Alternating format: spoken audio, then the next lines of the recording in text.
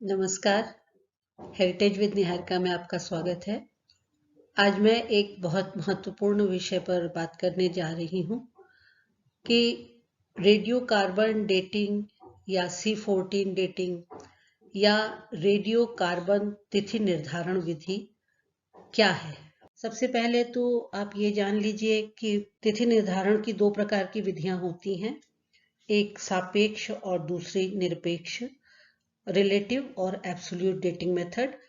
तो हम लोग जिस रेडियो कार्बन तिथि निर्धारण विधि की बात करने जा रहे हैं वो एब्सोल्यूट है या निरपेक्ष है, यानी कि वो किसी दूसरी विधि के ऊपर निर्भर नहीं करती है।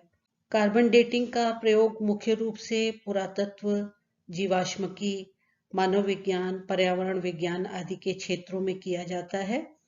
1940 के दशक में विलियर्ड एफ लिबी द्वारा इस विधि की खोज की गई और कार्बनिक पदार्थों के तिथि निर्धारण के लिए यही विधि आज भी सबसे ज्यादा विश्वसनीय मानी जाती है।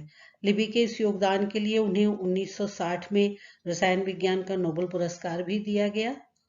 हमारे वातावरण में 3 प्रकार के कार्बन होते हैं, कार्बन 12 या C12, कार्बन 13 या C13 और कार्बन 14 या C14। कार्बन 14 ही तिथि निर्धारण या डेटिंग में महत्वपूर्ण भूमिका निभाता है। C14 का अर्ध जीवन यानी आधा जीवन 1940 के आसपास 5730 प्लस माइनस 40 वर्ष निर्धारित किया गया। प्लस माइनस का मतलब कि इस तिथि में आप 40 वर्ष या तो जोड़ सकते हैं या घटा सकते हैं, मतलब आपको घटाने या जोड़ने की आवश्यकता पड़ सकती है। अब ये समझते हैं कि रेडियो कार्बन तिथि निर्धारण विधि काम कैसे करती है। ब्रह्मांडीय किरणों के कारण सभी जीव जो धरती, आकाश या जल में रहने वाले जीव हैं, C12 और C14 की एक निश्चित मात्रा का अवशोषण करते हैं, यानी कि सोखते हैं। उनकी जीवित अवस्था में दोनों का अनुपात बराबर रहता है, किंतु जीव की मृत्यु के बाद C14 का विघटन या बाहर निकलना तो जारी रहता है, किंतु C12 द्वारा उसकी क्षतिपूर्ति की प्रक्रिया रुक जाती है। इसलिए C12 और 14 के अनुपात में भी अंतर आ जाता है, क्योंकि C12 की मात्रा तो वहीं की वहीं रुक गई या स्थिर हो गई और C14 का क्षरण या बाहर निकलने की प्रक्रिया जारी रहती है। इसी क्षरण को नाप करके वस्तु का तिथि निर्धारण किया जाता है। C14 की प्रारंभिक मात्रा से उसके अर्धभाग यानी आधे भाग के विघटन में 5730 प्लस माइनस 40 वर्ष व्यतीत होंगे। फिर उसके आधे भाग के लिए भी इतने ही वर्ष यानी कि फिर से 5730 प्लस माइनस 40 वर्ष ही व्यतीत होंगे। लेकिन चूंकि C12 की मात्रा में कोई विघटन नहीं हो रहा है, वो स्थिर है, इसलिए उसे ही आधार बनाकर तिथि निर्धारण किया जाता है। और ये जो डेट हमको मिलती है, तिथि मिलती है, इसको अधिकांशतया बिफोर प्रेजेंट या वर्तमान पूर्व के रूप में अंकित किया जाता है। बाकी जैसे तिथियां होती हैं या तो ईस्वी में होती हैं या ईस्वी पूर्व में होती हैं, उस तरीके से नहीं करते हैं। इस विधि से केवल उन्हीं वस्तुओं की तिथि निकाली जा सकती है जिनके अंदर कार्बन रहा हो।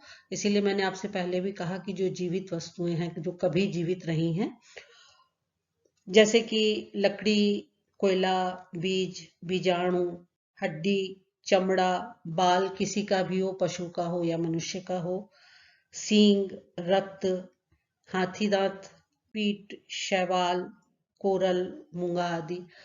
तो पीट का मतलब वो मिट्टी जिसके अंदर पेड़ पौधों के अवशेष मिक्स हो गए हों। उसके अलावा प्राकृतिक रंगों से की गई चित्रकारी जिनमें फूल पत्तियों का प्रयोग किया गया हो या कीड़ों से किसी प्रकार से रंग बनाए गए हों। इस विधि में कुछ डिसएडवांटेजेस भी हैं, जैसे कि ये केवल कार्बनिक पदार्थों का ही तिथि निर्धारण कर सकती है। अकार्बनिक पदार्थ जिसमें कार्बन नहीं हो उनकी ये डेटिंग नहीं कर सकती है। बिल्कुल एग्जैक्ट डेट नहीं बता पाती, जैसे मैंने पहले भी आपसे कहा कि प्लस माइनस में इसकी डेटिंग निकाली जाती है। इसीलिए बहुत खर्चीली विधि है, तो आप हर छोटी छोटी चीज के लिए कार्बन डेटिंग नहीं करा सकते हैं। और उसके अलावा 40,000 साल पुराने या 50,000 साल पुरानी जो सामग्रियां होती हैं, उससे ज्यादा जब पुरानी कोई सामग्री होती है तो उसके अंदर कार्बन की इतनी कम मात्रा बचती है कि डेटिंग करना मुश्किल होता है। इसके लिए अलग से लैब्स होती हैं, प्रयोगशालाएं अलग से होती है जहां पर कार्बन डेटिंग की जाती है। और जिस समय सैंपल ले रहे होते हैं उस समय शुद्धता का भी बहुत ध्यान रखना होता है। अगर वो कार्बन जो आपने उठाया सैंपल के लिए वो अगर जरा भी अशुद्ध हो गया तो फिर वो डेटिंग गलत होने की पूरी संभावना रहती है।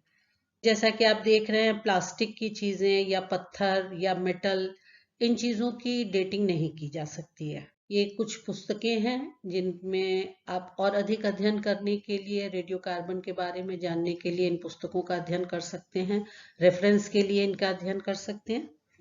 मैंने बहुत कम शब्दों में लेकिन आपको बहुत स्पष्ट रूप से बताया कि रेडियो कार्बन डेटिंग या रेडियो कार्बन तिथि निर्धारण क्या है। और इसी तरह के बहुत सी जानकारी प्राप्त करने के लिए हमारे इतिहास, पुरातत्व और धरोहरों से संबंधित जानकारी प्राप्त करने के लिए मेरे चैनल हेरिटेज विद निहारिका को सब्सक्राइब कीजिए और मुझे लगातार सुनते देखते रहिए। धन्यवाद।